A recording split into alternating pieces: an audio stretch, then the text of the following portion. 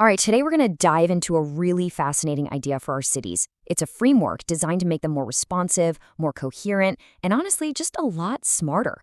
It's called the BARC, and it's a powerful concept for anyone who actually cares about the future of the place they call home. So let's get right into it. So let's start with a question that I think a lot of us have probably felt deep down at some point.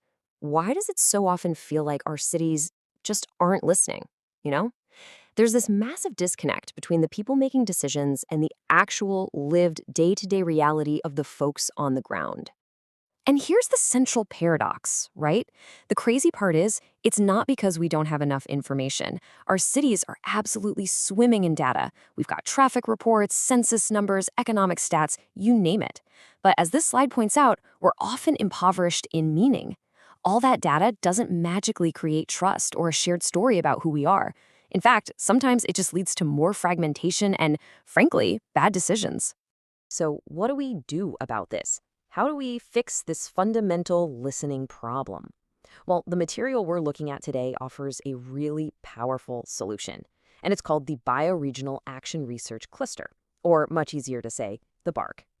Okay, I know, that sounds like a total mouthful, but let's break it down because it's actually a pretty simple and elegant idea. Think of a BARC as like a major upgrade to your city's operating system. It's not a new government department or another committee, it's a learning hub.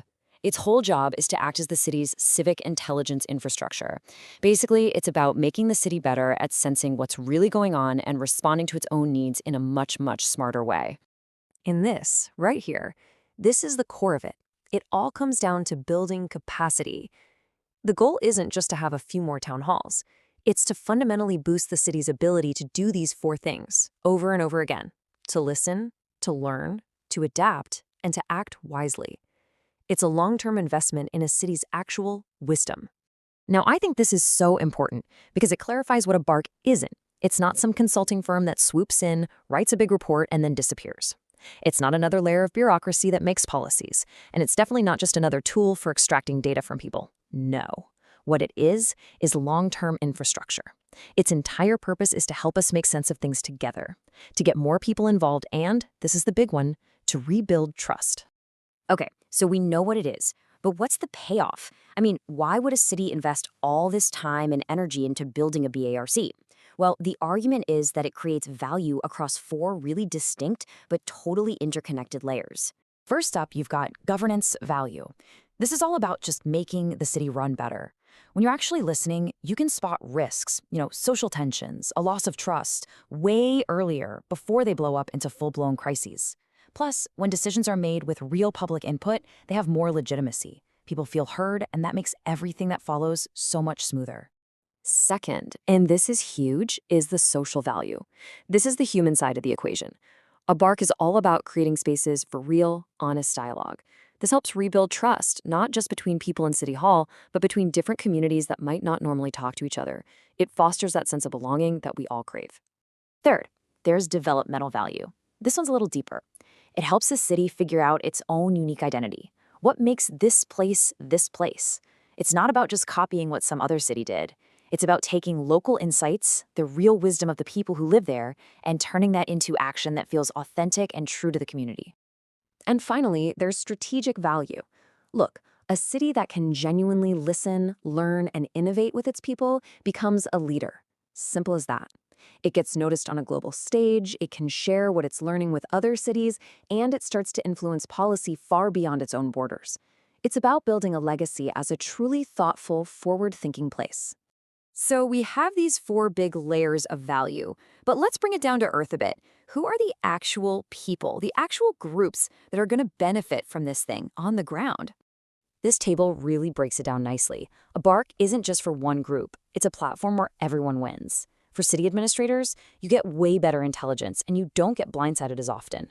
For local businesses, you build real relationships and legitimacy in your community. For residents, for you and me, we get a real voice, we feel recognized. And I love this last one, it even gives a voice to the natural environment, making sure that ecological health is part of the conversation right from the start, not as an afterthought. Now, this all probably sounds great in theory, right? But how does it actually happen? How do you build one? Well, the good news is a BARC isn't just some abstract fantasy. It's a structured, practical process that any community can start to follow. So, the whole thing works in a cycle. You start by activating a core team, getting the right local leaders and community connectors in the room. Then you move into this inquiry phase, which is really just deep listening through things like interviews and workshops. All that learning gets documented and synthesized. You figure out the patterns. And then, and this is the crucial part, all of that leads to co-creating actual practical strategies. It's a real journey from listening to doing. And the key word here, the most important word, is cycle. As you can see, a BARC doesn't just happen after one workshop. It becomes real through these repeated, dedicated loops of engagement. Each cycle builds on the last one. You refine your questions, you deepen your understanding, and you strengthen the relationships. It's a living, breathing process. So, let's pull this all together. What's the ultimate goal? If there's one big takeaway we should hold on to from this whole framework, what is it? I think this quote just says it perfectly. A BARC strengthens a city's epistemic capacity. Now, that's a fancy-sounding term, but it boils down to a really simple and profound idea. It's a city's ability to know itself, to understand its own strengths, its tensions, its dreams, and its realities well enough to make truly wise choices for its own future. That's it. That's the whole game. And so that leaves us with one final question to think about.